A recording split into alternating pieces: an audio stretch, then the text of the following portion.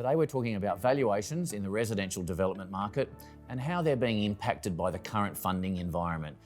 We have here today industry veteran Robert Wilson, MD of Ray White Valuations. Robert, welcome to the Ray White family. You and I have known each other a long time. It's great to have you on board. Tell us a little bit about your valuation business. Thanks, Jeff. We're a team of 20 valuers specialising in commercial valuations.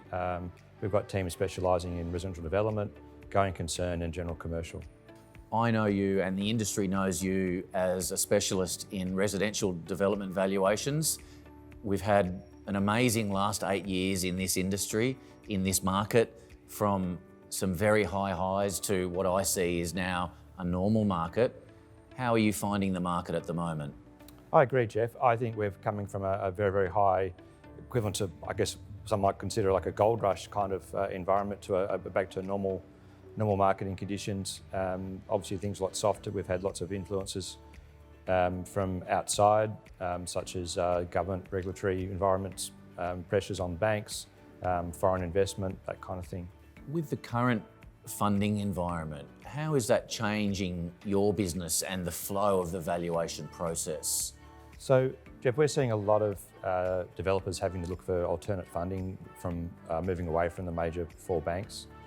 There's a lot of non-bank lenders in the market and they're coming and growing by the day. So I see that funding moving across to more of that environment, and I think it's going to stay. I don't think it's going to go back to the banks anytime soon. Are you finding any particular headwinds out there in the current market that are putting pressure on developers, that are sort of soft spots or tough spots for developers?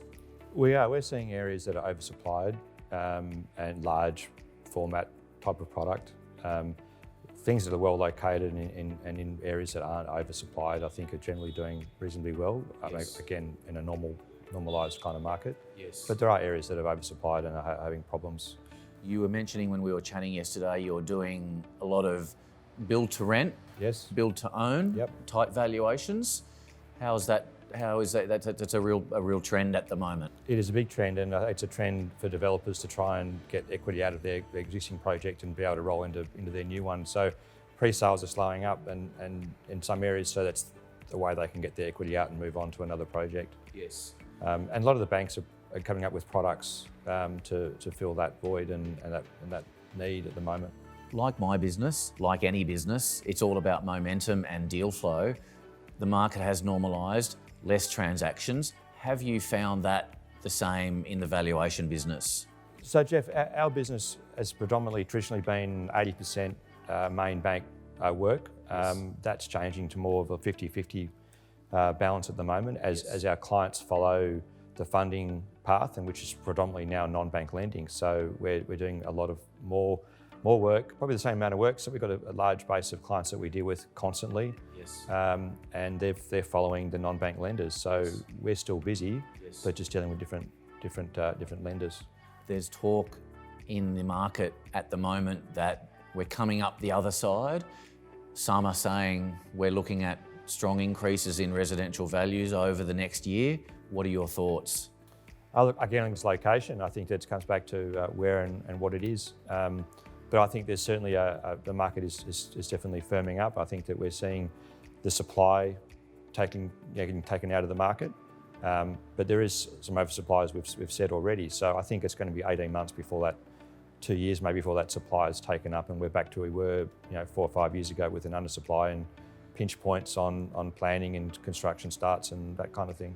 Yes, very good point. Talking of supply, there is also a lot of talk on that subject although there's been a lot of talk of oversupply, a lot of that proposed oversupply hasn't happened because the funding hasn't been there, the development hasn't started, the pre-sales haven't been there. So we could be looking at possibly an undersupply again in the next couple of years. I agree.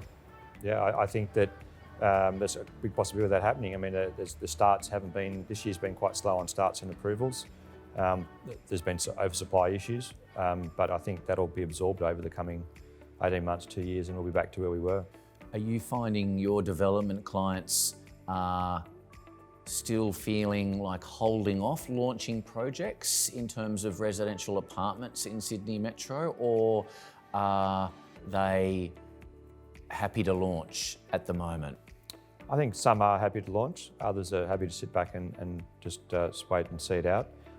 We've got a lot of clients that are interested in looking at purchasing, acquiring new sites, but Yes. there's just not the depth of the market there. Yes. So there is people obviously biding their time and prepared to make that next move, but the market's just not there at this point.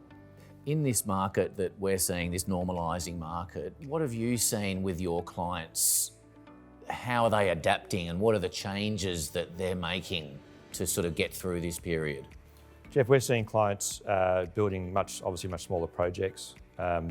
They're adapting to from the investor market to the owner-occupied market. I think a lot of owner-occupiers don't want to be living in blocks of 600 units. They want a small boutique architectural sort of design, nice fittings, that kind of thing. Yeah, I agree, and we're certainly finding in the market at the moment demand for smaller projects in really proven areas versus, as you say, we went through this massive period of 1,000, 500, 600 units in areas that traditionally you wouldn't have seen would be high density areas. Yeah. What's your competitive advantage in the residential development valuation space? We've got one of the largest development teams specialising in res development in Sydney. We've got a team specialising in built form and also land subdivision. Pete Wilshire and myself have been doing res dev valuations now for near 20 years. I've had about 20 years and Pete's had 15 years in the business. So with that in our team, there's a lot of experience and we've seen a lot of things and a lot of markets come and go. Yes.